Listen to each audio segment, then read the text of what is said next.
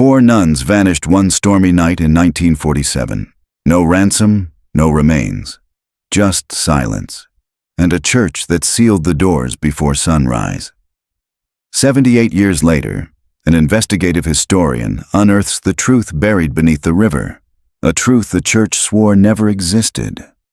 What began as an academic inquiry becomes a descent into faith, obsession, and something that refuses to stay buried.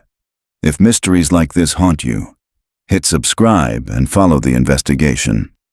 The first bell of St. Cecilia's Convent rang at 5:30 a.m. sharp, as it had every day since the foundation was laid in 1893.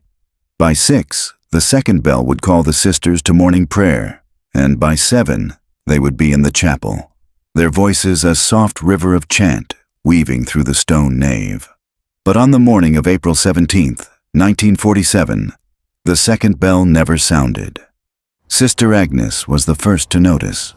Her small chamber overlooked the west courtyard, and the silence struck her before the dawn light had even reached the window.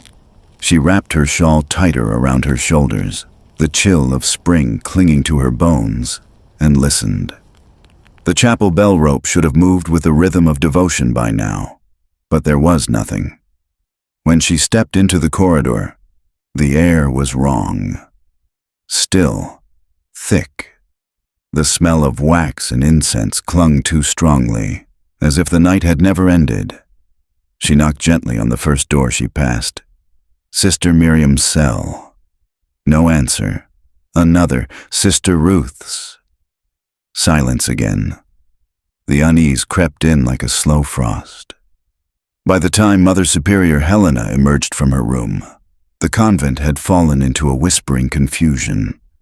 Doors were opened, beds found unslept in, candles discovered burned down to pools of wax. "Where are they?" someone murmured. No one answered. 4 nuns, Sisters Miriam, Ruth, Claire, and Beatrice, were missing. Their habits still hung on the pegs in the laundry, their rosaries laid on the nightstands beside folded prayer books. Every door leading outside had been locked from within. By noon, Father Benedict from the adjoining parish had arrived, his face pale as he crossed the threshold. He walked the corridors with the Mother Superior, pausing at each open cell. The women of St. Cecilia's followed in silence, their soft-soled shoes whispering against the stone floor. "Perhaps they left in the night?" he suggested weakly. Mother Helena's eyes were tired, almost resigned. Without their shoes, without their veils. "No, Father, our sisters don't leave. If they're gone, then something else stayed in their place." In the chapel, the last candle still burned, its flame small and defiant. On the altar lay an opened Bible, its pages stiffened with wax drips and the faint imprint of a hand pressed into the margin. The verse visible beneath the handprint read, "And the light shineth in darkness, and the darkness comprehended it not." John 1:5. Outside, the rain began to fall, steady, cleansing, relentless. By dusk, the police from Waco had cordoned off the convent. The press arrived within the hour, flashbulbs cutting through the mist as headlines were already being written. 4 nuns vanish from Texas convent. Police baffled. Yet behind those iron gates, the investigation met silence. The church requested privacy. Witnesses were discouraged from speaking. Files disappeared. Within weeks, the case was quietly shelved.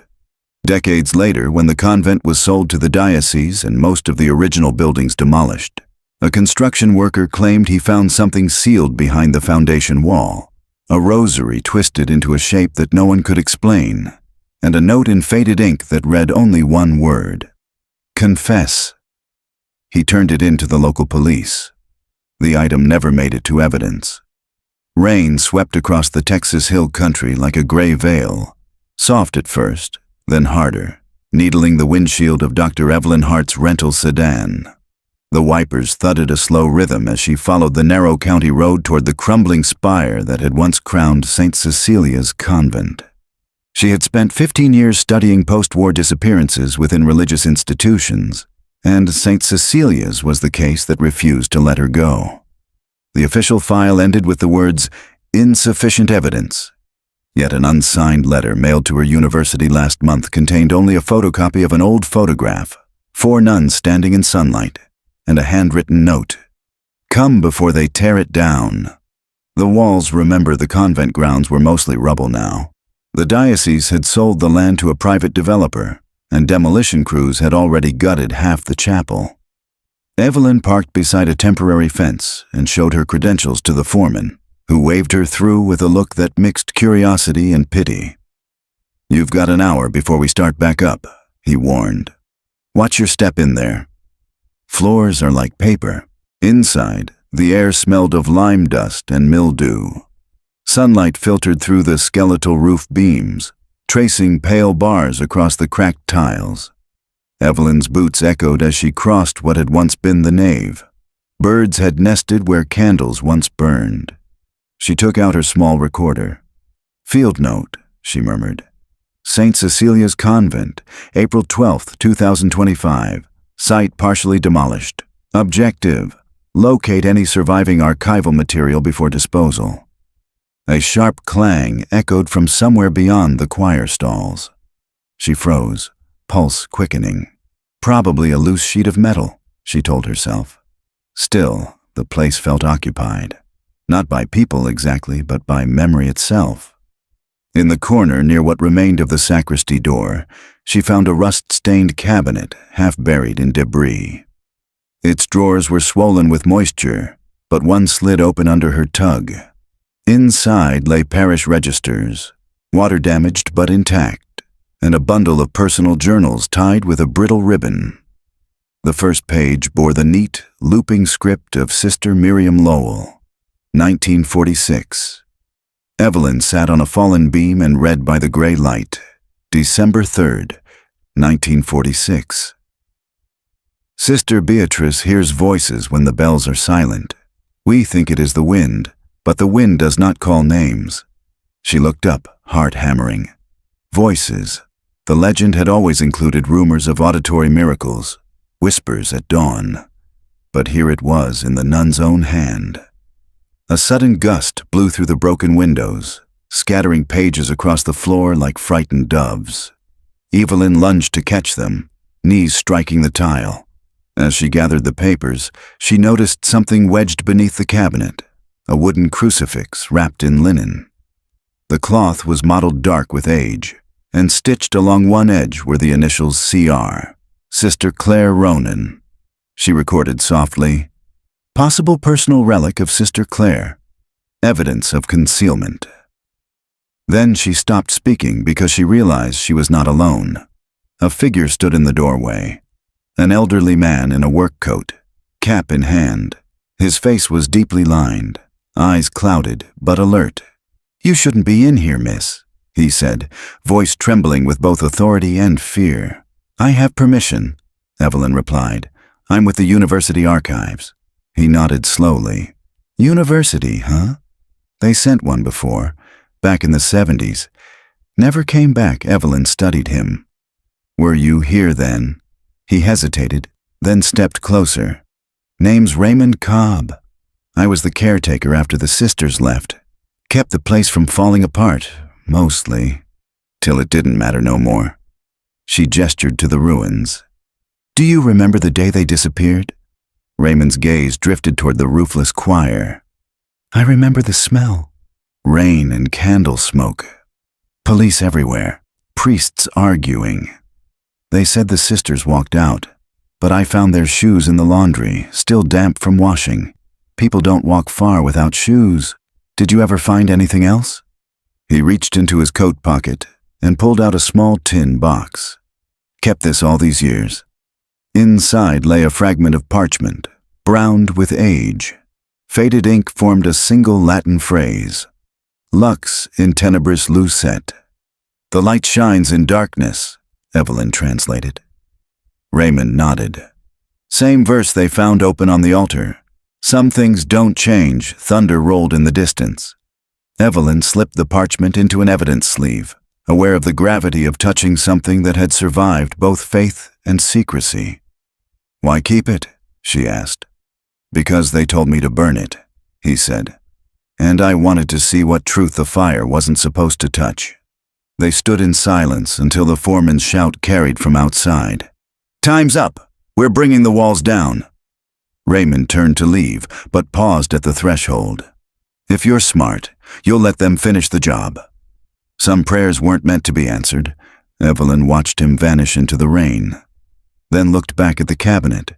She couldn't shake the feeling that something else waited beneath the rubble. Something deliberately buried. As the first swing of a wrecking ball boomed through the chapel, dust exploded around her in a white storm. She clutched the journals to her chest and ran for the door, coughing as the air filled with centuries of silence finally breaking apart. Outside, the bell tower shuddered, then collapsed in on itself. The sound was both ending and beginning. She opened her notebook, hands still shaking, and wrote, "The case of the 4 vanished sisters. Reactivation date. Today." The next morning, Austin's light came gray and hesitant through the curtains of Evelyn Hart's rented flat. Her desk was covered in last night's debris, mud-flecked notebooks, crumbling paper sleeves, her recorder still flashing red. She hadn't slept much.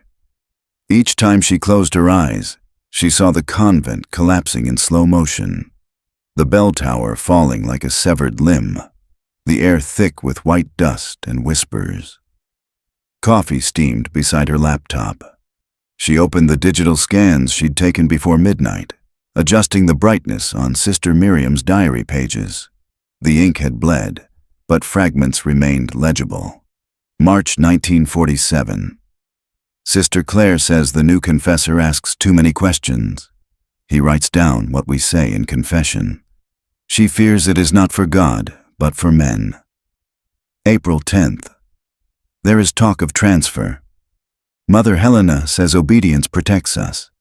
Yet my dreams are filled with thunder, and the faces of angels turned away. Evelyn frowned. A confessor? There was no record of a priest assigned to St. Cecilia's in 1947, other than Father Benedict. She made a note to check diocesan rosters later. Her email pinged, an unfamiliar address. Subject line, "You found them, didn't you?" The message contained no body, only an attachment, a high-resolution scan of an old black-and-white photograph. Evelyn hesitated before opening it. The image resolved slowly. A group of 5 women in habits, standing in the convent garden. 4 she recognized immediately. The missing sisters. The 5th stood slightly apart, face half in shadow, veil darker than the rest. At the bottom of the photo, written in ink nearly lost to time, St. Cecilia's Retreat, March 1947, 5th sister, unidentified. Her pulse quickened. All historical records listed only 8 nuns at St. Cecilia's during that year, none unnamed. Whoever took this photograph had captured a person who, officially, didn't exist. Evelyn zoomed in. The shadowed figure's posture was peculiar. Stiff, head tilted slightly downward, as if listening to something only she could hear. In her hands, she held a rosary unlike the others. Carved wooden beads, the crucifix slightly misshapen. Evelyn froze. The crucifix matched the one she'd found wrapped in linen beneath the cabinet. Coincidence or message? She checked the metadata of the email, routed through several anonymous servers, the last one local to Waco. Someone nearby wanted her to look deeper. By afternoon, she was driving again, heading toward the diocese archives, an austere limestone building surrounded by manicured hedges. Inside, the air smelled of paper and lemon polish. At the reception desk, a young cleric looked up from his monitor. "Can I help you, ma'am?" "I emailed earlier. Dr. Evelyn Hart, University of Texas. I requested access to the post-war parish records of St. Cecilia's Convent." He checked the list. "Ah, yes. You'll be meeting Father Adrian." Father Adrian appeared a few minutes later. Late 50s, polite, his collar perfectly straight. He led her through the archives, long aisles of shelved files and faint Gregorian chant playing from somewhere unseen. "You're interested in the 1947 incident," he said without looking at her. "We get a few inquiries every decade or so. Tragic, really tragic and unresolved." Evelyn replied, "I'm hoping to review any correspondence between St. Cecilia's and the diocese prior to April of that year." He nodded slowly. Some of those records were lost in a flood. Others were sealed. Internal church discretion. Sometimes the past serves better in silence. Evelyn stopped walking. "Father, I'm not here to sensationalize." 4 women disappeared, and the church closed its doors around the truth. "Don't you think faith deserves honesty?" He studied her for a long moment, then sighed. "Wait here." He disappeared through a side door and returned with a slim, dust-covered box marked Restricted, SC47. He set it on the table and slid it toward her. "You have 1 hour. Nothing leaves this room. Inside were letters, confession summaries, and a small envelope of photographs." Evelyn's hands trembled as she sorted through them. One letter, dated March 5, 1947, caught her eye. It was written by Mother Helena Barrett to the bishop. "Your Excellency, we receive the visiting confessor as ordered, but some of the sisters are unsettled by his manner. His sermons dwell on purification through disappearance. I fear misunderstanding. Please advise. Purification through disappearance." The phrase chilled her. She looked at the envelope of photographs. 7 in total. 5 matched the one emailed to her earlier. One, however, showed only a corridor, light spilling from a cracked door, and the edge of a black veil disappearing around a corner. On the back, a faint pencil note read, "Taken April 16, 1947. Last sighting of Sister Beatrice." Evelyn's recorder was already running. "Subject photographed night before disappearance," she whispered. "Possible involvement of visiting priest." Father Adrian's voice interrupted her thoughts. "You shouldn't take those notes out of context," he said softly. "Some events resist explanation." She met his gaze. "That's exactly why they need one." He smiled sadly. "The church survives on mystery. Scholars survive on evidence. We serve different gods, Dr. Hart." As she left the archives, the sky was already bruising toward twilight. On the passenger seat lay a copy of the photograph with the 5th nun. She noticed something she hadn't before. Etched faintly in the background wall behind the women was a shape, almost erased by age. A cross carved upside down. Her phone buzzed. Unknown number again. She answered. A man's voice, gravelly, almost whispering. "If you want to know what happened to them, come to the River Chapel tonight. Midnight. Bring the photograph." The line went dead. Evelyn sat in her car, heart pounding, staring at her reflection in the darkened window. Outside, the evening bells of Austin began to ring, slow, deliberate, hauntingly familiar. The river cut through the valley like a vein of mercury, reflecting what little moonlight managed to break through the clouds. Evelyn parked her car on the gravel shoulder beside the old bridge, killed the headlights, and sat in silence. The rhythmic rush of water below carried an uncanny calm, masking the unease crawling beneath her ribs. The map she'd pulled from the diocesan archives showed the river chapel of St. Veronica 2 miles south of the demolished convent. Long abandoned, built before the turn of the century, now swallowed by floodplain. Few locals even remembered it, but the voice on the phone had been clear. Midnight. Bring the photograph. Her watch read 11:47. She tucked the copied photo of the 5 nuns into a folder, wrapped her raincoat tight, and stepped into the night. The path toward the chapel wound through thick underbrush and skeletal trees. Wind hissed through the branches, carrying the faint metallic scent of water and decay. A quarter-mile in, she saw it. The stone archway of the chapel half collapsed, its bell tower nothing more than a stump. Moonlight poured through the broken roof, illuminating the altar that still stood, tilted but defiant. Someone was already there. A figure knelt before the altar, motionless, head bowed. A flashlight lay beside them, its beam grazing the floor in a trembling circle. Evelyn hesitated, then stepped forward slowly, boots crunching on gravel. "Hello?" The figure lifted their head. An old man, face gaunt, hair white, eyes sharp even in the half-light. He wore a tattered clerical collar. "You came," he said. His voice was the same one from the phone, rough, weary, almost relieved. "Who are you?" Evelyn asked. "My name doesn't matter." "Once, they called me Brother Isaac. I was a novice at St. Cecilia's when the sisters disappeared." Evelyn's heart thudded. "You were there?" "That night." He nodded slowly. "And I've been paying for it ever since." He gestured for her to sit on one of the fallen pews. She obeyed, careful, recorder still in her pocket. The air smelled of damp stone and mold. "Why contact me?" she asked. "Because they're about to destroy the last thing left of the truth," Isaac said. "And once it's gone, no one will remember what the church buried." He reached into his coat and pulled out a small tin container, rusted, dented, tied shut with twine. He placed it on the pew between them. "This belonged to Sister Beatrice. I took it from her cell the night she vanished." Evelyn hesitated, then untied the twine. Inside were several items: a rosary missing its cross, a piece of parchment, and a faded photograph identical to hers. But this one had something hers didn't.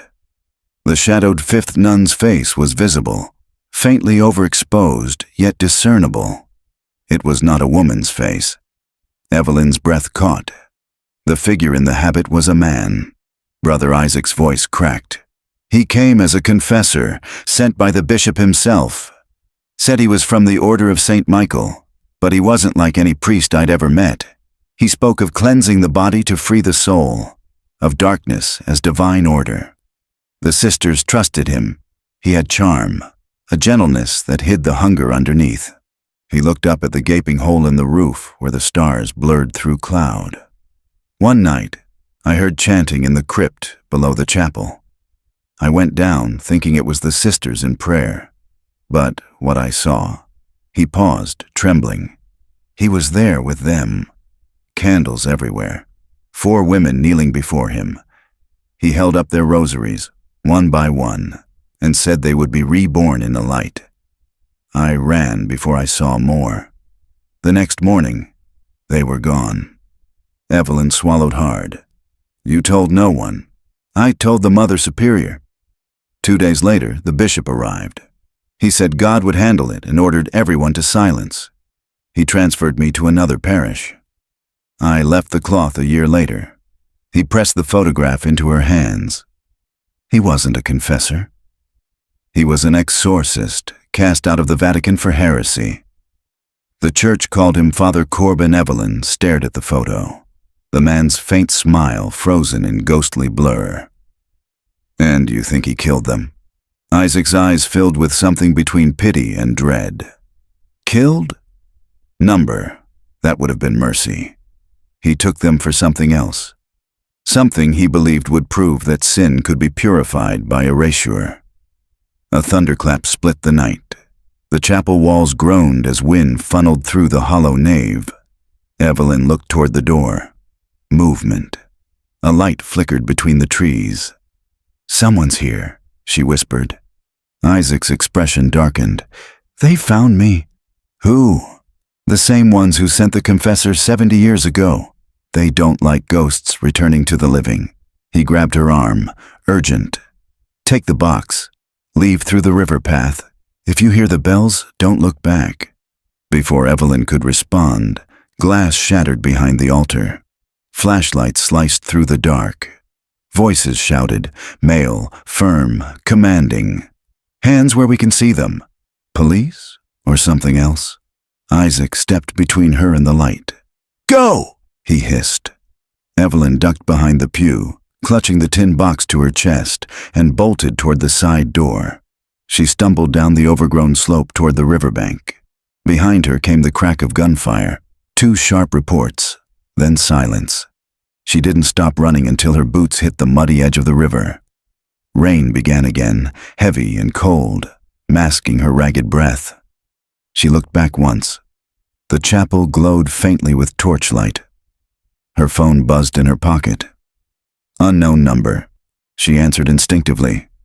No voice, only the faint toll of a bell, distant but deliberate, echoing across the water. She stared into the darkness, heart pounding. Somewhere upstream, a shape moved against the current, something pale drifting through the water like a shroud.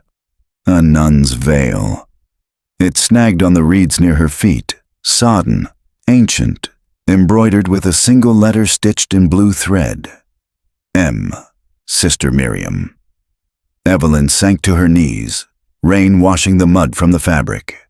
The bell kept tolling, slow and endless, until it became impossible to tell if the sound came from the church ruins or from inside her own mind.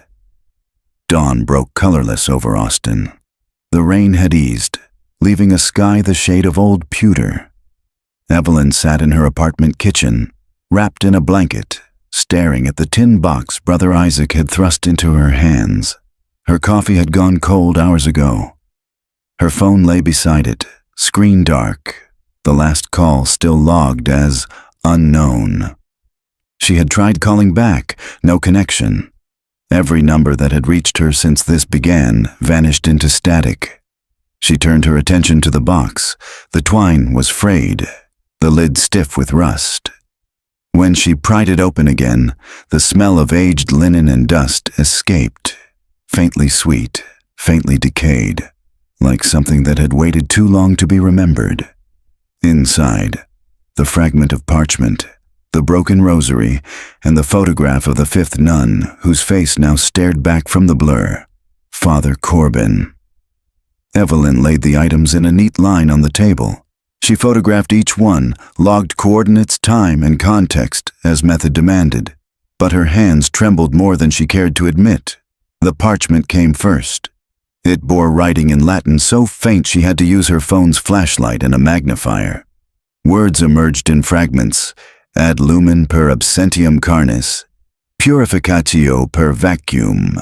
She scribbled a translation in her notebook. Toward light through absence of flesh. Purification through emptiness.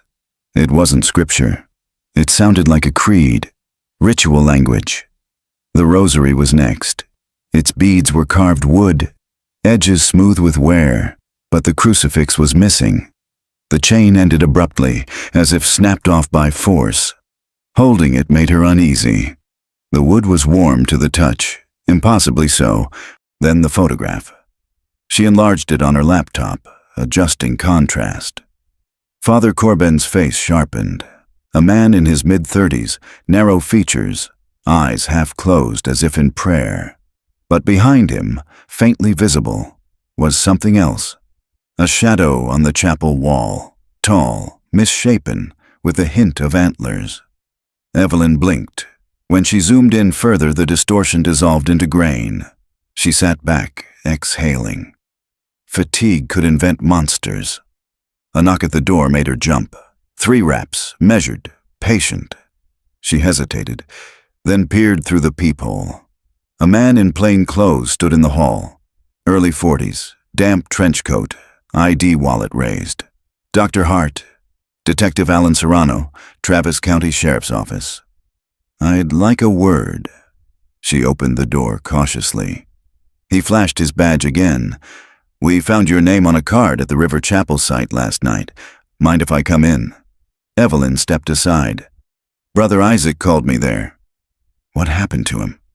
Serrano removed his hat, water dripping onto the floor. You tell me. We found 2 sets of footprints, his and yours, and blood on the altar steps. No body yet. Her stomach tightened. He told me he was being hunted. Serrano raised an eyebrow. By who? He didn't say, but he gave me something. It might explain everything. She gestured to the table. He approached, hands in pockets. eyes scanning the artifacts. "You've been busy." "It's evidence," she said. He smiled faintly. "You sound like us." "I'm a historian," she replied. "Different kind of detective." He nodded at the photograph. "Who's the man?" "Father Corbin. The confessor sent to St. Cecilia's in 1947. He might have been behind the disappearances." Serrano frowned. "That name doesn't appear in diocesan records." "It wouldn't." Isaac said he was excommunicated. "Heretical practices. Something called the Order of Absence." The detective leaned closer.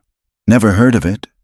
Neither had I, but he claimed Corbin believed in purification through disappearance, that the sister's vanishing was a ritual, not a crime. Serrano studied her. "You realize how this sounds?" "I do. But I saw a veil float down that river last night, detective. A veil embroidered with Sister Miriam's initial." He exhaled slowly. "We'll send divers when the current drops." As he turned to leave, something caught his eye. The parchment. "Mind if I take a photo?" "Go ahead." He snapped it with his phone. "We've got a translator who might help." Before he left, he paused at the door. "Dr. Hart, whatever you think you're chasing, be careful. Some truths have graves for a reason." After he was gone, the apartment felt heavier.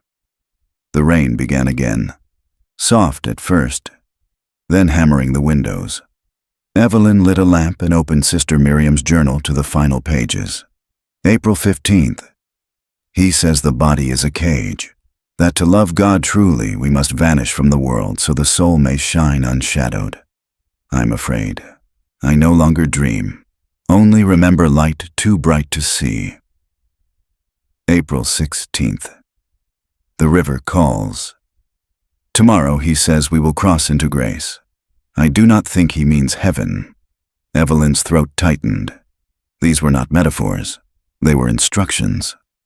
She glanced at the rosary again, the missing crucifix, the unnatural warmth. She turned it over, and a small inscription caught the lamplight, burned into the wood rather than carved. A symbol. A triangle surrounding an empty circle. She recognized it instantly. It appeared in several banned theological manuscripts she'd studied. Sigil of the Ordo Vacui, a rumored sect expelled from Rome in 1939 for doctrinal voidism. The belief that God's purest form was absence, that the divine existed most fully where life ceased. Her pulse quickened. If Father Corbin had belonged to that sect, the sisters hadn't simply vanished. They had been sacrificed to emptiness. She recorded quietly. Evidence suggests connection between St. Cecilia, disappearances, and the Ordo Vacui. Possible ritual purification doctrine. Further investigation required. As she spoke, the lights flickered. Once, twice, then steadied. She froze. The air had shifted. Pressure thickening, temperature dropping. From the corner of the room came a faint metallic click, like beads striking wood. The rosary. It lay where she'd left it, motionless. Then one bead rolled on its own, slow and deliberate, tracing a small circle before stopping. Evelyn stood, backing away. Her rational mind fought to explain it. Vibration from traffic, breeze, anything. But her apartment was silent, sealed.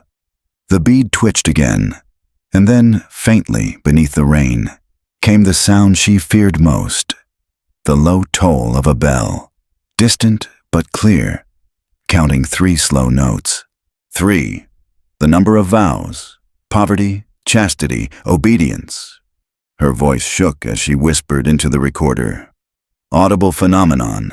Possible acoustic carryover from local church, time code 0217. A knock interrupted her, sharp, sudden, echoing through the apartment. She turned. The door was ajar. She was sure she'd locked it. On the floor just inside lay an envelope, damp with rain. No name, only a crimson wax seal pressed with the same triangle and circle symbol as the rosary. Inside was a single sheet of paper, handwritten in immaculate script. You cannot study the void, Dr. Hart. You can only join it. The paper smelled faintly of incense and river water. Outside, somewhere far off, the bells began again. The rain eased by mid-morning, leaving the city glazed and quiet. Evelyn drove west through narrow streets, still slick from the storm, the windshield wipers ticking in slow rhythm. The red envelope lay on the passenger seat like a wound she couldn't ignore. She'd spent the dawn hours digging through university databases and obscure theological indices. And one name kept surfacing beneath different guises: Ordo Vacui. A handful of records linked the sect to a small seminary near Waco that had closed abruptly in 1950. Its files transferred to a place called the House of Records, a diocesan storage facility built from the bones of an old rectory. That was where she was going now. The building appeared at the end of a quiet street, 3 stories of soot-black stone with boarded windows and a wrought iron gate bearing a rusted plaque: Archivum Sanctorum. No signage, no cars. Only a single light glowed behind the frosted glass door. Evelyn pressed the buzzer. After a pause, a voice crackled through the speaker. "State your purpose." "Dr. Evelyn Hart, University of Texas. I have diocesan clearance from Father Adrian." A moment's silence, then the lock clicked. "5 minutes," the voice said. Inside, the air smelled of candle wax and dust. Shelves rose like pillars, stacked with unlabeled boxes. A woman in a gray habit emerged from the shadows, mid-40s, sharp-featured, eyes the color of ash. "I'm Sister Lenora," she said, "custodian of restricted archives. You said you were looking for post-war seminary transfers?" "Yes, specifically the closure files for St. Michael's Seminary, Waco, 1950. Sister Lenora regarded her with faint curiosity. "That's not a popular request." Evelyn managed a thin smile. "History rarely is." The nun led her through a corridor lined with filing cabinets, so old their handles were tarnished green. At the end stood a heavy door secured by 2 locks. Lenora produced a ring of keys. "Everything in here was meant to disappear quietly," she murmured. "Some of it to protect the church, and some of it to protect everyone else. Please be discreet." The room beyond was small, lit by a single bulb swinging gently overhead. Piles of file boxes covered a central table. Dust hung in the air like fine smoke. Evelyn set down her recorder. "For academic documentation," she said. Lenora nodded. "As long as it stays academic." Evelyn worked fast, scanning box labels. St. Michael's faculty, 1945 to 50. Dismissed clergy. Investigative notes. Her fingers stopped on a thin binder stamped C-47. Inside were typed reports, most with blacked-out passages. The first page carried a heading that made her pulse quicken. Subject: Corbin, Matthias A., formerly Farrer. She read aloud under her breath. "Expelled from Pontifical Order of St. Michael, 1939, for propagation of doctrine of negation. Re-entered United States under civilian alias. Unauthorized ministry reported at St. Cecilia's Convent, April 1947. Disposition, sealed by Episcopal order." There was a photograph clipped to the report. A younger Corbin in clerical collar, gaze intense, almost serene. Someone had drawn a faint circle around his left eye in red pencil. Evelyn turned another page. Handwritten notes filled the margins. Subsect calling itself Children of the Absence. Rituals mimic exorcism.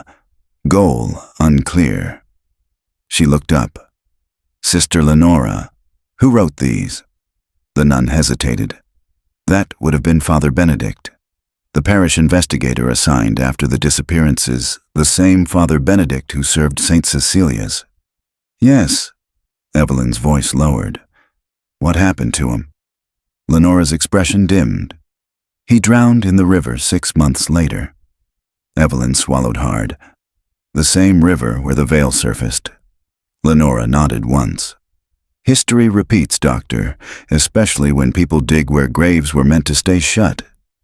Evelyn flipped to the last document, a yellowed telegram dated May 12, 1947, from Diocesan Office, Austin, to Father Benedict. Subject, containment. Text, cease inquiries. Vault under St. Veronica Chapel to be sealed. Do not open the confessor's box. The words sent a shiver up her spine. The confessor's box. She'd thought the phrase metaphorical, but here it was official. What vault? She asked. Lenora's voice dropped. There's a crypt beneath the river chapel, the one you visited. It was sealed by cement in 1948. The box was said to be inside. Evelyn leaned closer. Do you know what was in it? No one does, the nun said softly. Only that when the sealant dried, the bells began ringing though the ropes had been cut. A faint vibration hummed through the floorboards, almost on cue, as if the building itself remembered. Lenora drew a slow breath. You shouldn't be here. I need copies of these files, Evelyn said. The nun shook her head. That would require written authorization from the bishop. Evelyn hesitated, then opened her satchel and produced the red-sealed envelope that had appeared at her apartment door. Would this qualify? Lenora's eyes widened. She broke into a whisper. Where did you get that? It was left for me last night. The nun reached out but stopped short of touching it. This seal hasn't been used since 1952. It belongs to the Diocesan Tribunal, the order that handled heresy proceedings. Whatever you're entangled in, it didn't end with Corbin. Evelyn folded the envelope away. All the more reason to finish it. Lenora stepped back toward the door. Take what you need. And pray you never find the vault. When the door closed behind her, the bulb overhead flickered. Evelyn gathered the Corbin file, slipped several photocopies into her folder, and turned to leave. But movement caught her eye, something shifting behind a shelf. She froze. A thin line of light seeped through a crack in the wall. She pushed the shelf aside. It groaned against the floor. Behind it, half hidden, was a narrow wooden panel. Scratched into its surface was the same triangle and circle emblem burned into the rosary. Her heartbeat quickened. She pressed gently. The panel gave way, revealing a recess barely big enough for a shoebox. Inside lay a small wooden chest, blackened by age, a silver cross inlaid on its lid, its design identical to the missing crucifix from the broken rosary. Etched beneath the cross were Latin words, non appariatur nisi in veritate, open only in truth. Evelyn exhaled. The confessor's box. She lifted it free. The wood was cold, heavier than expected. Something shifted inside, a soft clink, like metal against glass. Her phone buzzed suddenly, startling her. Caller ID, Detective Serrano. She answered, still staring at the box. Dr. Hart, he said, breath quick. We've found a body at the River Chapel site. Male, elderly, gunshot wound. Could be your brother Isaac. Evelyn closed her eyes. I understand. One more thing, Serrano added. We pulled a fragment from his pocket, a page from a journal. It has your name on it. What does it say? Just one line. He paused. Bring the box home. The call ended. Evelyn looked down at the chest in her hands. The faint smell of river water rose from the seams. Outside, the first church bell of noon began to toll. Slow, deliberate, impossibly distant. The St. Veronica Chapel stood forgotten at the far end of the river's bend, where the cypress trees leaned low enough to touch the water. Once a place of pilgrimage, it was now a ruin. A sagging roof line, boarded windows, its bell tower choked with vines. Detective Serrano parked beside Evelyn's car in the gravel lot. The noon heat shimmered, carrying the smell of damp earth and stone. You sure this is the place? He asked, eyeing the chapel's crooked cross. Father Benedict's notes mentioned a vault under here, she replied, and Isaac's message said, Bring the box home. This is the only place that makes sense. Serrano looked unconvinced. The site's condemned. You realize we're trespassing on church property. Evelyn lifted the small wooden chest from her bag. So was Brother Isaac. He sighed. All right. But if this floor caves in, I'm blaming you. They entered through the broken door. Dust motes swirled in the dim light filtering through cracked stained glass. The air smelled faintly metallic, like blood and stone. Evelyn's footsteps echoed as she approached the altar, its marble surface fractured, the crucifix missing from its mount. This place hasn't been touched in decades, Serrano said quietly. Evelyn knelt and brushed dust away from the floor tiles. Beneath years of grime, faint carvings emerged, Latin inscriptions encircling the altar base. Sub carne, lux, sub lux, silentium. Beneath flesh, light. Beneath light, silence, she translated. Serrano frowned. Cryptic. Literal, she said. There's something below. He watched as she ran her hands along the seam where altar met floor. The stone shifted slightly under pressure, revealing a narrow gap. Serrano crouched, shone his flashlight inside, and exhaled. There's a ladder. Evelyn's heart thudded. Help me move it. Together they slid the altar aside, revealing a square opening leading into blackness. A stale gust of air rose up, smelling of mildew and candle soot. You really want to go down there? Serrano asked. Do you? He smirked faintly. After last night, I don't let civilians into crypts alone. He went first, flashlight beam slicing the dark, boots clanging against rusted rungs. Evelyn followed, the box slung across her shoulder. The shaft descended 15 feet before opening into a narrow passage of stone, walls slick with condensation. Their footsteps echoed softly as they moved forward. Old plaques lined the walls, names eroded by time. Evelyn brushed one clean enough to read, Sister Miriam E. Her voice trembled. She's here. Serrano panned his light across the corridor. More plaques followed. Sister Agnes, Sister Ruth, Sister Claire. 4 in total. Beneath them, shallow alcoves sealed by concrete.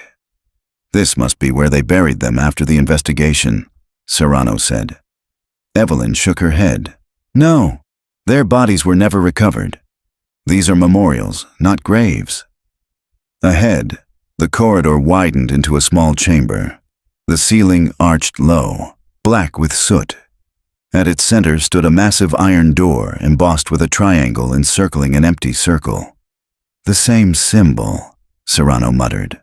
The Ordo Vacui, Evelyn whispered. The vault Father Benedict was ordered to seal. The door had no handle, only a single keyhole. Evelyn reached into her bag and retrieved the crucifix fragment from the rosary. Its base was shaped like a key. She looked at Serrano. If I'm right. He raised a hand. Wait, we should call this in first. She met his gaze steadily. If we do, it'll be sealed again. Forever. After a long pause, he nodded. All right, but we do this together. Evelyn inserted the crucifix into the keyhole. It fit perfectly. A metallic click echoed, followed by a low groan as the mechanism shifted. The door swung inward with surprising ease.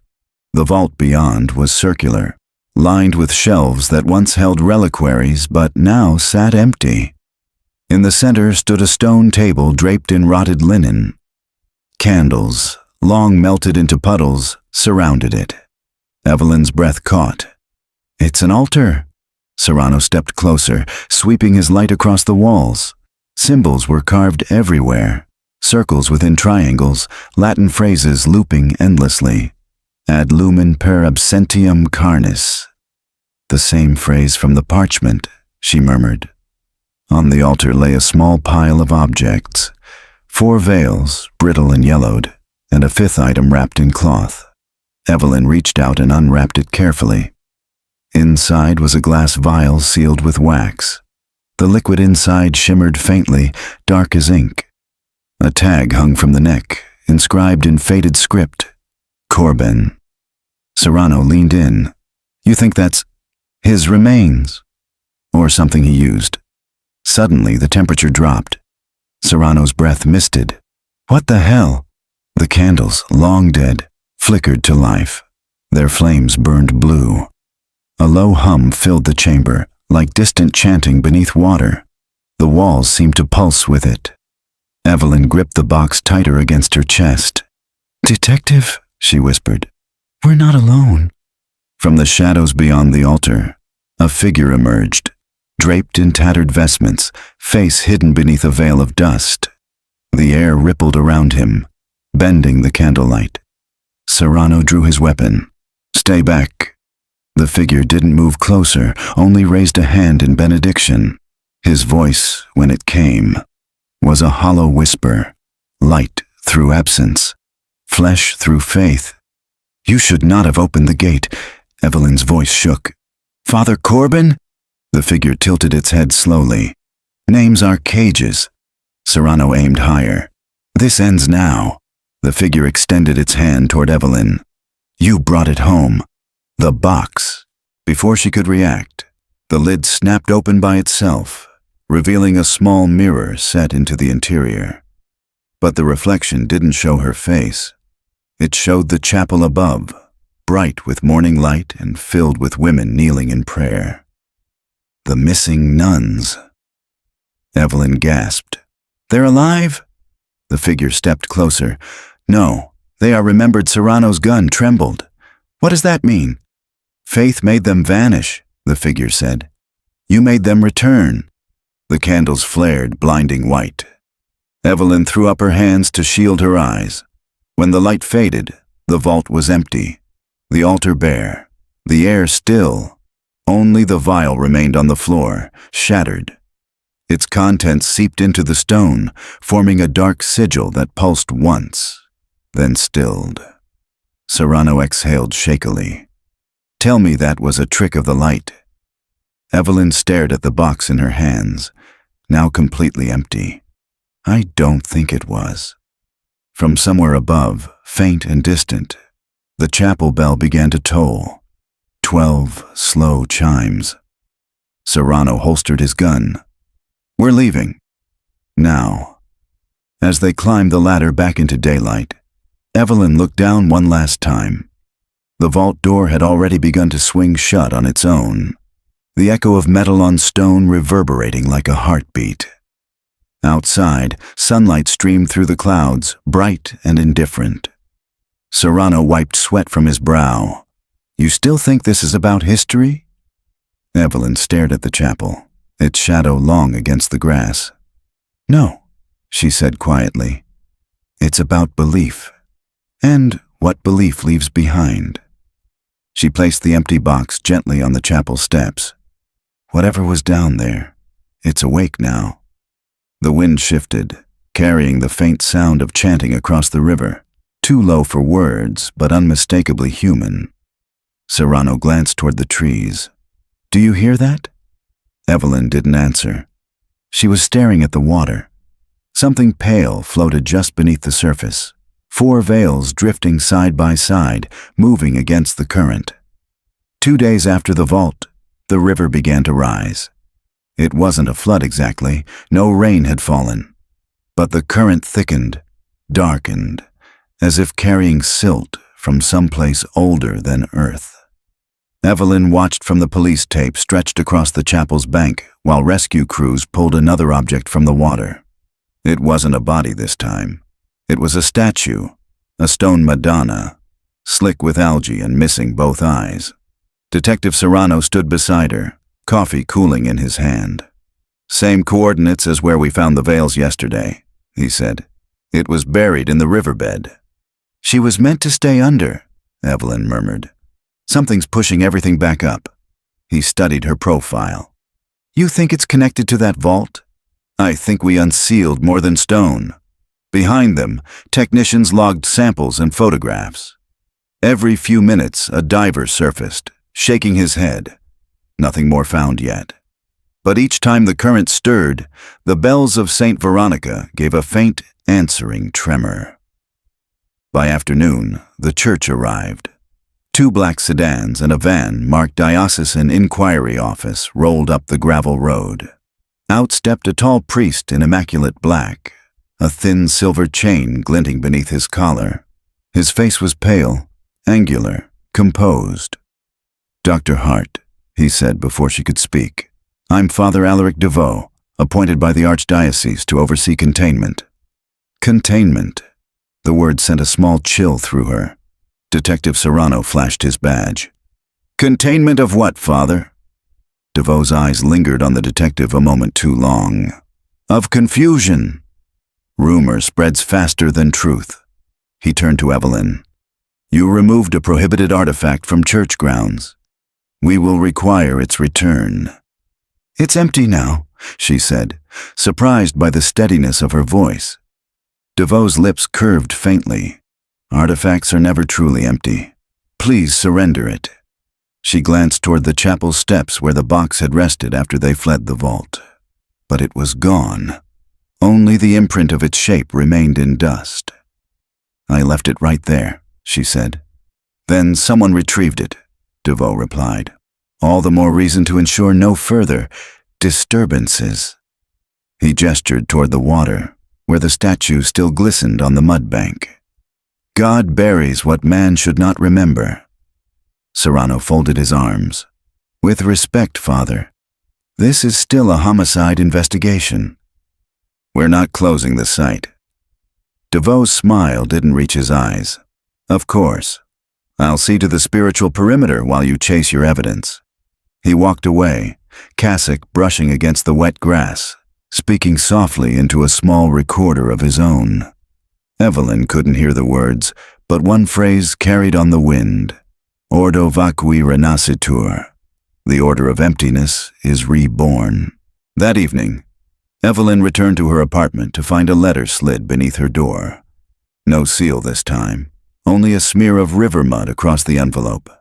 Inside, a single Polaroid. It showed the empty crypt they had entered. The altar, the walls. But now a shadow stood where Corbin had appeared, arms raised as if blessing an unseen congregation. On the back, in neat handwriting, "You brought them back. Now return what is theirs." Her hands trembled. She called Serrano. "I just got another message," she said. He sighed on the other end. "I'll send a unit." "No." "Meet me at the station. There's something you need to see." At the precinct, she spread the Polaroid across the conference table beside the photocopied files from the House of Records. Serrano leaned over them. "These were sealed for a reason." "I know. But look at the handwriting on the back of the photo she slid over one of Father Benedict's notes from 1947. The script matched perfectly." Serrano frowned. "He's been dead 75 years. Unless someone's imitating him, or something is." He ran a hand through his hair. "You realize how this sounds in a report? Then write it as pattern repetition," she said. "Phenomenological recurrence. Don't call it haunting." He almost smiled. "You academics have a word for everything." Before he could continue, the lights flickered. Monitors along the wall glitched. Static. Then a single frame of distorted footage. The chapel interior, candlelight moving through darkness. The screen went black again. One of the younger officers looked up from his desk. Power surge. Serrano's phone buzzed. He checked it, face tightening. That was the tech unit at the river. Their live feed went out at the same time. "Someone's controlling this," Evelyn said. "Or warning us." By midnight, they were back at the riverbank. The police tent stood half-collapsed in the wind. The statue of the Madonna was gone. Only a hollow impression remained in the mud, as though it had dissolved. Evelyn knelt, shining her flashlight on the imprint. Inside it, water pooled. Not clear, but dark, viscous, and faintly luminous. "Detective," she whispered. "It's moving." The liquid pulsed, sending small ripples outward, though there was no breeze. Then, slowly, letters formed in the surface, as if written by invisible fingers. CORBEN. Serrano backed away. "We're pulling out." But Evelyn couldn't move. The letters spread, rearranging themselves into a phrase.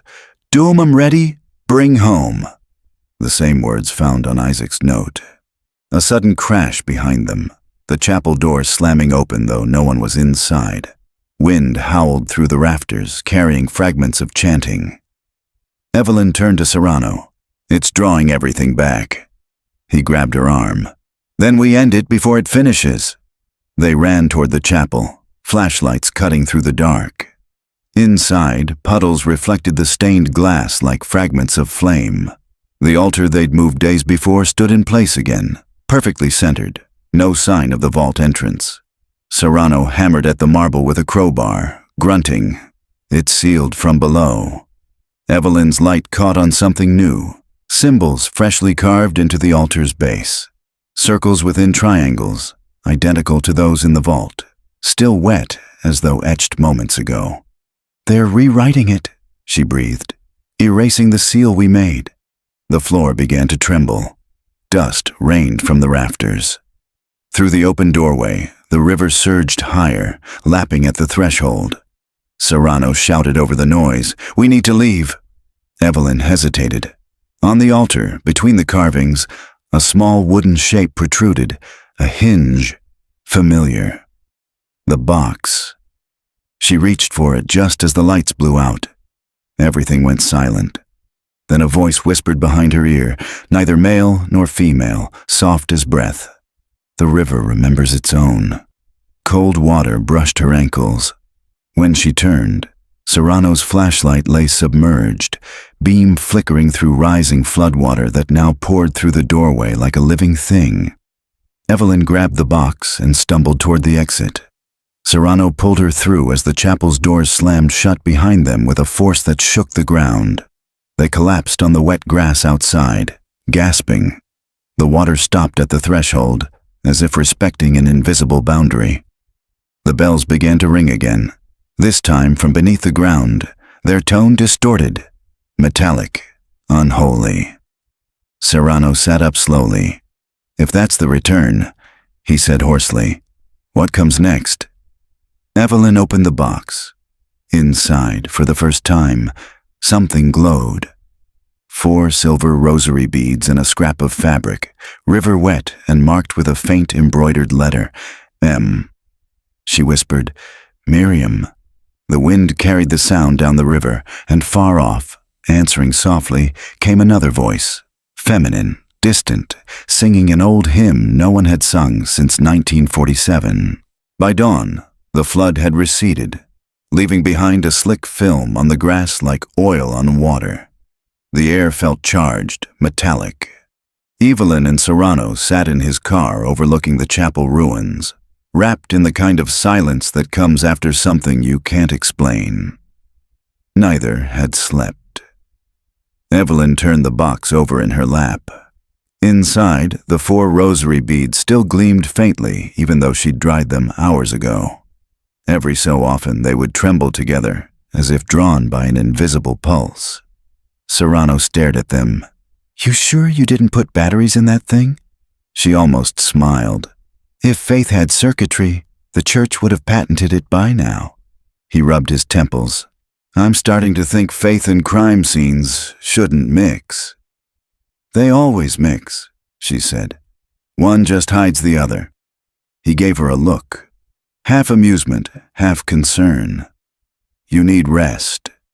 But she couldn't stop thinking about the hymn she'd heard the night before, how the voice had seemed to come from everywhere at once.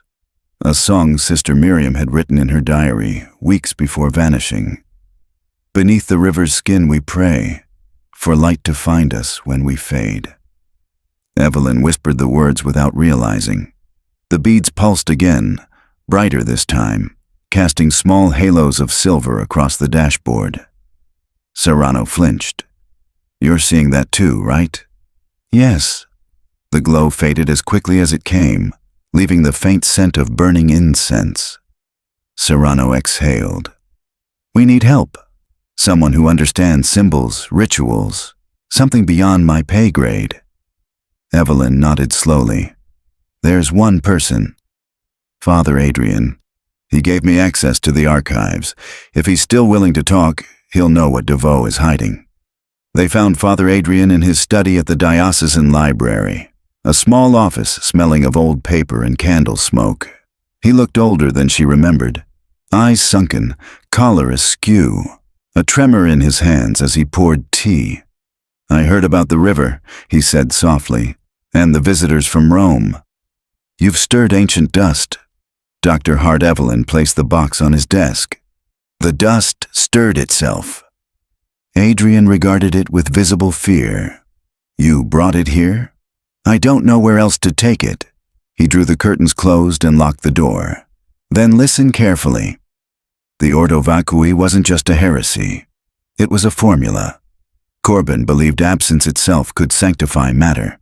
The sisters were his testaments. He called them the 4 veils of purity. Veils, Evelyn repeated. We found 4 of them in the river. Adrian nodded grimly. He bound each with a prayer meant to erase the self completely. But the final prayer, the return, was never completed. Until you opened the vault. Serrano leaned forward. You're saying we finished a 70-year-old ritual by accident? Adrian met his gaze. Not finished. Restarted the box, rattled softly on the table. All 3 froze. Adrian whispered a prayer under his breath. Every relic remembers. The church tried to silence them with burial and concrete. But silence is only another form of worship. Evelyn's pulse quickened. Then how do we stop it? He opened a drawer and withdrew an aged manuscript bound in cracked leather. The title burned faintly in Latin. Orationes Vacui. Corbin's liturgy, Adrian said. Most of it was destroyed, but this copy survived in secret. There's one passage you need. He flipped to a page near the end and read, When the 4 veils return to water and the 5th mirror is found, the house of absence shall breathe again. To close the mouth of the river, offer remembrance without faith. Evelyn frowned. Remembrance without faith? It means memory stripped of worship, Adrian said. You must acknowledge what happened, without giving it devotion. How? He looked at her gravely. By telling the truth aloud, at the place it began, the convent. He nodded. Before DeVoe seals it again. They drove back through the afternoon heat toward St. Cecilia's hilltop ruins. The demolition crews were gone. Only the empty foundation remained, fenced and silent. Evelyn stood at the edge, wind tugging at her coat. This was their home. Serrano unpacked the recorder. Then let's give them a voice. Evelyn clicked it on and began to speak. Slowly, steadily, as if reciting history instead of conjuring ghosts. She described the day of the vanishings, the confessor's arrival, the ritual in the crypt, the church's silence. She named every sister aloud. When she reached Sister Miriam's name, the wind shifted. A shimmer rose from the hollow foundation, faint as heat haze.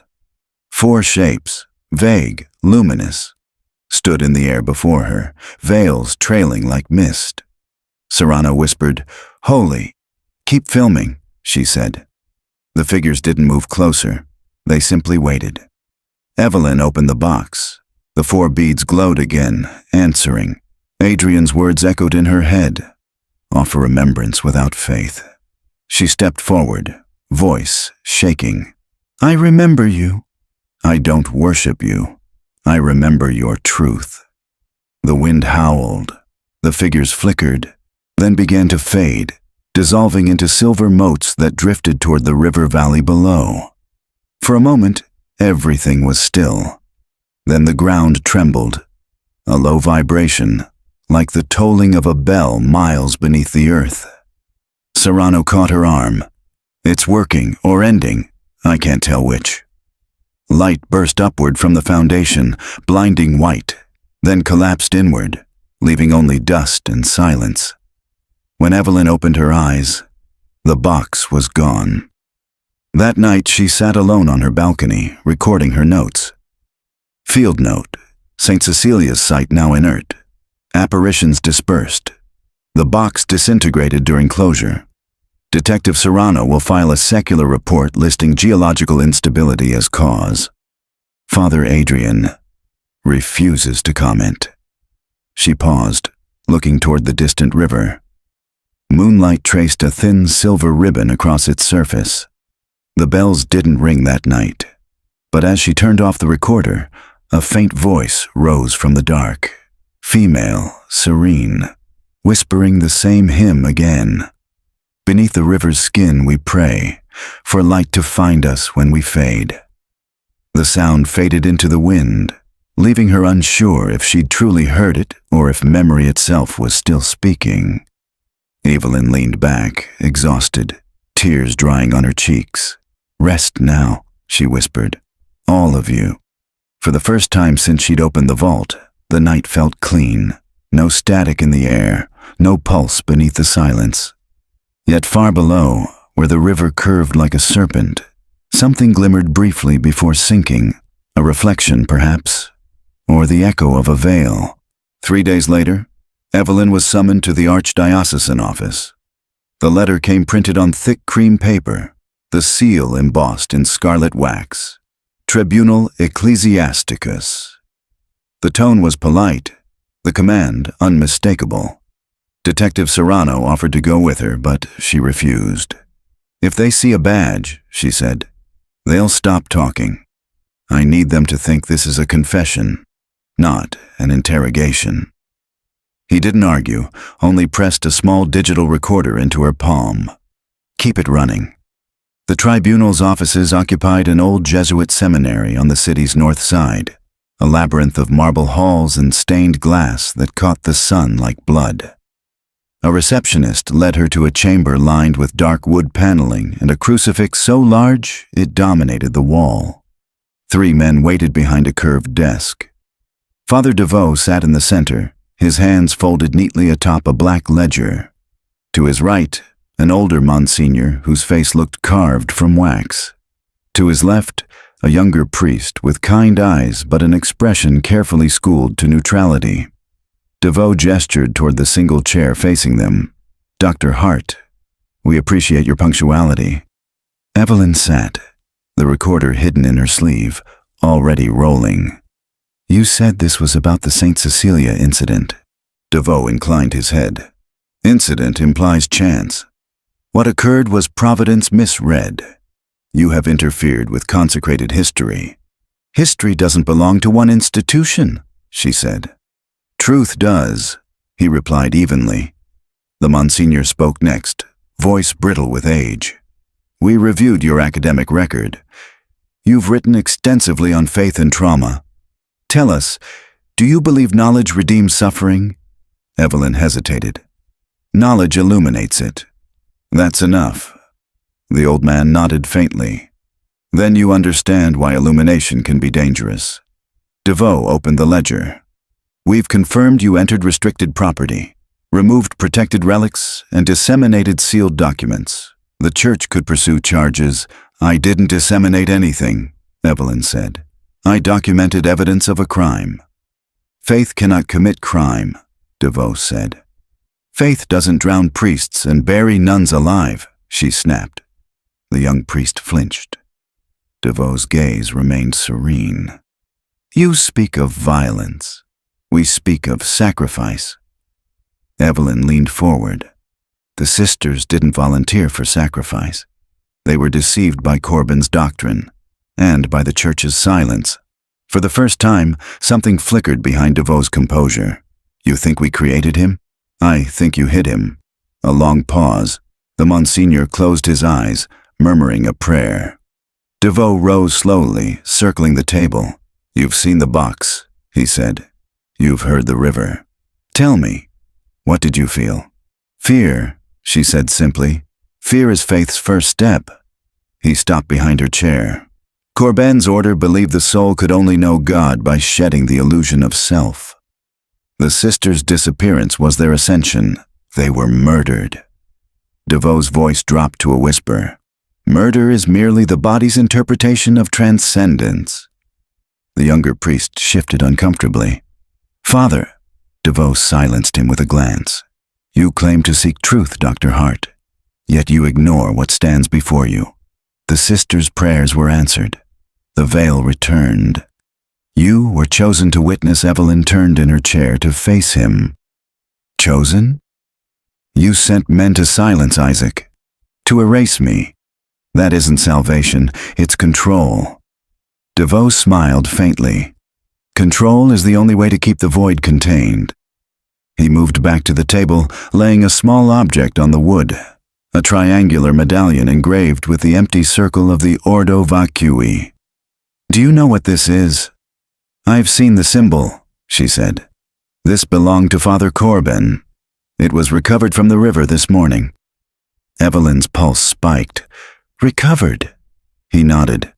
"The water recedes, the past surfaces. Perhaps God is reminding us that nothing is ever truly lost." He slid the medallion toward her. "Take it." She hesitated. "Why?" "Because you've already become its keeper." The air in the chamber thickened, the light from the stained glass shifting from crimson to gold.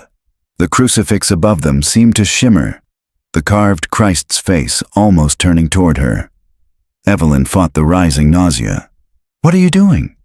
"Restoring order," DeVoe said. The ritual was incomplete. The sisters returned, but without a vessel to anchor them. "You will finish what Corbin began." Her breath caught. "You're insane." The young priest rose abruptly. "Father, this isn't doctrine." "Sit down," DeVoe commanded, his voice suddenly thunderous. The crucifix rattled against the wall. Evelyn stood. "I'm leaving." DeVoe's eyes glowed with a fervor that frightened her more than any ghost. "You can leave the room, Dr. Hart, but you cannot leave what's inside you. When you opened the box, you invited them in." She stepped back, heart hammering. "If that's true, then you're part of them." He smiled. "We all are." The lights flickered, then steadied. The air snapped cold. On the desk, the medallion vibrated, spinning once before falling flat, triangle pointing directly at Evelyn. The Monsignor gasped. "It responds!" DeVoe's expression became reverent. "The fifth mirror accepts her." Evelyn grabbed the medallion and backed toward the door. "You people need exorcising, not theology." "Take it then," DeVoe said calmly. "It will find its way home." She turned and ran. The door slammed behind her, echoing through the marble corridor. Outside, she burst into the blinding sunlight, lungs burning. Serrano's car idled at the curb. He jumped out when he saw her. "What happened?" She dropped the medallion into his hand. "They think I'm part of it now." He looked at the symbol, then at her. "What is it?" "Proof," she said, shaking. "And a threat." They got into the car. She stared out the window as the seminary shrank in the rearview mirror. On the horizon, storm clouds were gathering again, thick and black, moving against the wind. Serrano glanced at her. "You okay?" She touched her chest, where the medallion's chain still rested against her skin. It felt warm, too warm. "Not really," she said softly. "I think I brought something back." He started the engine. "Then let's figure out how to send it home before they do." As they drove away, church bells began ringing across the city. Every parish, every tower, chiming in perfect unison. Evelyn whispered, "The veils are echoing." Serrano tightened his grip on the wheel. "Then we're running out of time." By the time Evelyn reached her apartment, the sky had turned the color of bruised pewter. She shut the door, slid the bolt, and leaned against it, listening to the muffled hum of rain against the windows. Serrano had offered to stay, but she'd insisted on being alone. She needed to think without the noise of sirens or sympathy. The medallion lay on the kitchen table beneath a bare bulb. Even in the dim light it seemed to pulse, faintly, as if breathing. The triangle's inner circle was etched so finely that the lines looked alive, turning slowly in the metal when she moved her head. Evelyn opened her laptop, the recorder still plugged into its port. She played back the tribunal conversation. DeVoe's voice filled the room, measured, calm, certain. When you opened the box, you invited them in. She stopped the playback. The medallion vibrated once, a metallic tremor that rattled the coffee spoon beside it. Evelyn froze, watching it settle. She whispered, "You're not supposed to move." Thunder rolled somewhere beyond the river. She reached for a magnifier and studied the edges. There, beneath the patina, she could see engraved initials, S.C. St. Cecilia. Beneath that, almost invisible, another set of letters, E.H., her own initials. She sat back hard, breath catching. The piece of metal had somehow inscribed her into itself. The doorbell rang. She jumped, knocking the chair over. A single chime, nothing more. Peering through the peephole, she saw no one, only the flickering hallway light. When she opened the door, an envelope lay on the floor. Her name typed neatly. No return address. Inside was a single photograph. 4 women in habits standing before the convent gate. The edges were scorched. On the back, a handwritten note. "They're awake again. Meet me where the river bends." Mem. Evelyn knew that signature. Micah Carraway. She found him that night near the levee where the floodwater had first exposed the crypts. He stood in the rain, a wool coat clinging to his thin frame, a cigarette burning down to his fingers. "You shouldn't be here," he said without turning. "They'll be watching you." "I could say the same," she answered. "The police think you're dead." He smiled without humor. "Close enough." She held up the photograph. "You sent this." He nodded. "They've been moving." The river's dropping, revealing what Corbin buried. Not just the car, not just the bodies. The whole geometry. Geometry? "The fifth mirror," Micah said. Corbin drew it from older texts, reflections layered through sacrifice. The sisters were 4 of 5 points. The last was supposed to be him. But he vanished before the ritual closed, and now the church wants a substitute. He looked at her. "You." Evelyn felt the medallion heat against her chest beneath the coat. "Why me?" "Because you opened the box," he said softly. "Because it recognized you." They took shelter under the bridge as rain thickened to sheets. Micah unwrapped a bundle of papers, copies of journals, brittle photographs, pages from a 1947 diocesan investigation that had never reached the public. Corbin believed sound was the key, Micah explained. Each sister represented a tone of the divine chord. When their voices aligned, he thought heaven would answer, "He murdered them to hear God," Evelyn murmured. He thought he was freeing them, and he nearly succeeded. The night they disappeared, witnesses along the river reported hearing a harmony no human throat could produce. Micah looked out at the water. They said it came from beneath the ground. Lightning split the sky. For an instant, Evelyn saw shapes on the opposite bank.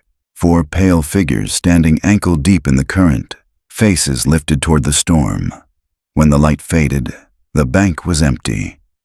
"Tell me you saw that," she whispered. Micah's face went white. "They're not supposed to appear above the water." The medallion burned hotter. Evelyn pulled it from her neck and threw it into the mud. It hissed, steam rising where it struck. Micah grabbed her arm. "No, once it binds, you can't reject it." But she already was. The air around them throbbed, the river's roar deepening into something almost musical. 5 tones interwoven, 1 missing. The sound pressed against her skull until her vision blurred. Then, silence. The rain ceased mid-drop, every droplet hanging motionless in the air for the space of a breath before falling again. Micah stepped back, crossing himself. "You completed it," he said. "I didn't do anything. You listened." He picked up the medallion. It was cool now, the symbol faintly glowing. The 5th mirror isn't an object. It's resonance, and it chose a human host. Evelyn felt hollow, as if her heartbeat had shifted out of rhythm with the world. What happens to the host? They see what's on the other side. He handed her the medallion. If you want to end it, you need to find where Corbin finished the first 4 points. There's a map inside the cathedral archives, but DeVoe will never let you near it. I'll find a way. Micah started to turn, then stopped. Be careful, Doctor. Once you see the reflection, it sees you too. At dawn, she returned to her apartment. The storm had passed, leaving the city glazed in pale light. On her answering machine, Serrano's voice crackled. We need to talk. The church called a press conference. They're announcing a miracle. Evelyn stared at the medallion.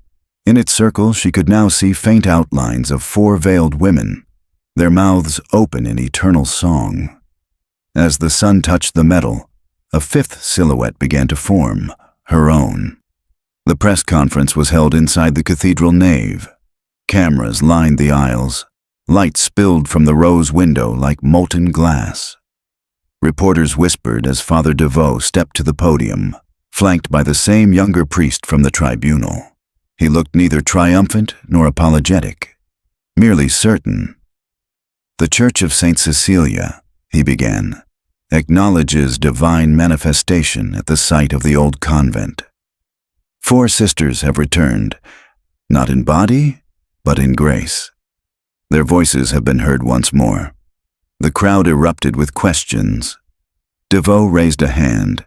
There will be no further comment until the investigation concludes.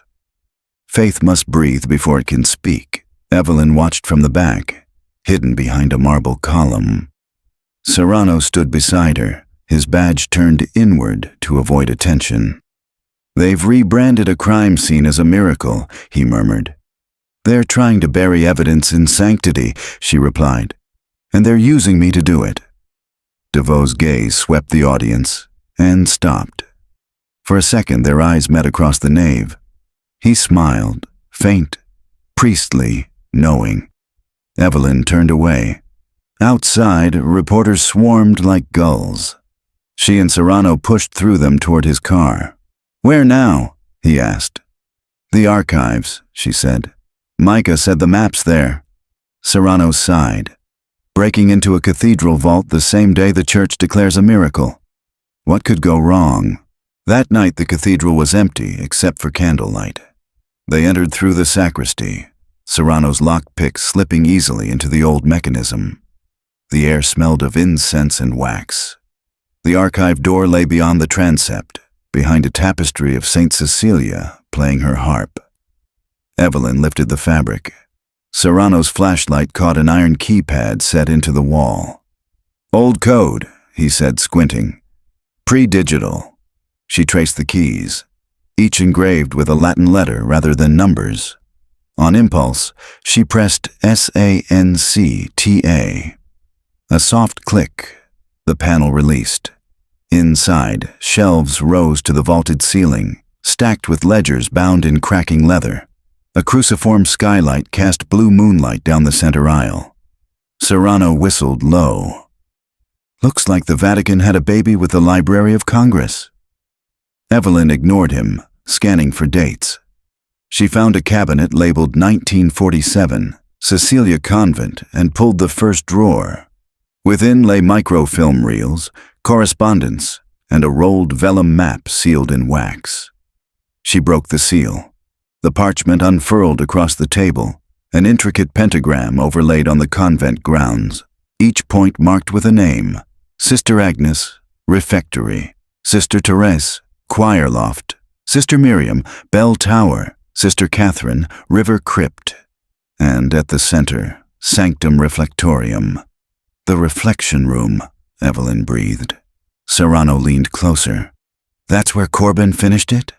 Where he was supposed to die, she said. Before they could study further, footsteps echoed from the hall. Evelyn snatched the map, blowing out the lantern. They ducked behind the stacks as the door opened. Light spilled in, and a Father DeVoe entered alone, carrying a candle. I know you're here, he said quietly. The archives remember every breath. Serrano gripped her arm, But she shook him off, stepping into the light. "You declared a miracle to distract the world. Why?" DeVoe's candle flame wavered. "Because the veil is thinning. The sisters are calling for the fifth. You feel them, don't you?" The medallion under her blouse pulsed like a second heartbeat. "You use them as vessels," she said. "You're still using them." "They offered themselves," DeVoe murmured. But Corbin failed. He couldn't bear the final reflection. He hid in the mirror instead of passing through. Now it's waiting for someone who can finish the passage. "And you think that's me?" He smiled. "It's already you." He blew out the candle. Darkness swallowed the room. The shelves trembled as if struck by wind, though no window was open. From the shadows came the faintest hum, 4 interlocking notes, soft as breath. The sound crawled along the walls, rising, multiplying, until the entire archive seemed to sing. Serrano shouted, "Evelyn!" But she couldn't hear him. The tones burrowed into her skull, aligning with the rhythm of her pulse. She saw flashes. Agnes kneeling by a bowl of water, Miriam hanging bells from her wrists, Catherine sinking beneath the river. Each image ended in silence and light. Then another voice joined them, a fifth, tentative, hers. The resonance grew unbearable. DeVoe's shape appeared through the blur. "See it," he whispered. "Open the reflection room." Evelyn stumbled back, clutching the map. "No." Serrano pulled her toward the door. The singing stopped as abruptly as it began. DeVoe's candle reignited by itself, illuminating his face. Peaceful, tear-streaked. "You can't run from reflection," he said. "It follows the soul." They fled into the night. At dawn they reached the river. Fog drifted off the surface like breath. Evelyn spread the map on the hood of the car. "The reflection room sits beneath the old chapel ruins," she said. "The only section not reopened after the flood." Serrano rubbed his eyes.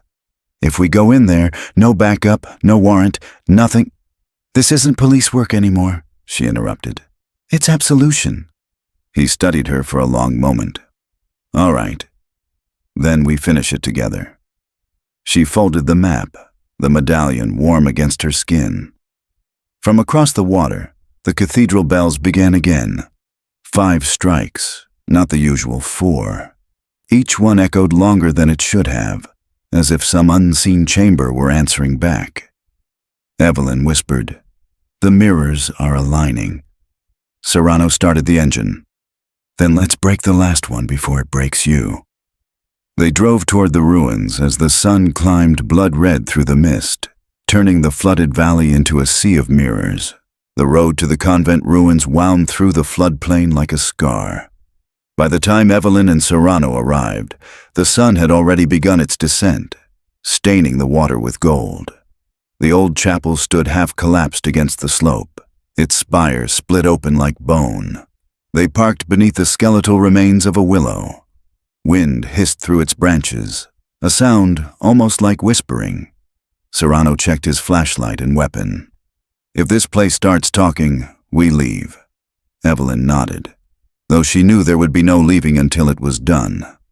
Inside, the chapel smelled of ash and wet stone. The pews were gone, the altar toppled. Ivy crawled through the broken windows, its tendrils glittering with dew. Beneath the altar, a staircase descended into darkness, the entrance marked on the map as Sanctum Reflectorium. They went down.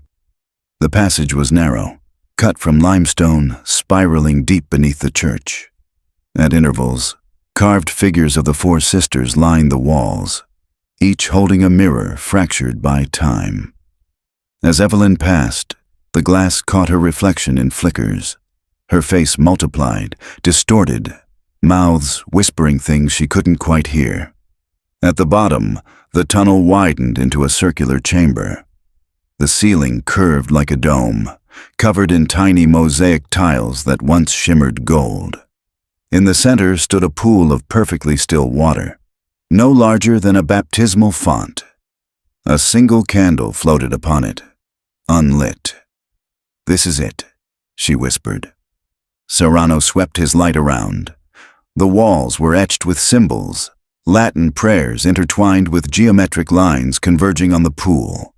At the far end, an old iron door lay half buried in silt, its hinges crusted with rust. Evelyn knelt beside the pool. Look! Beneath the surface, something shimmered, a faint reflection that wasn't her own. 4 faces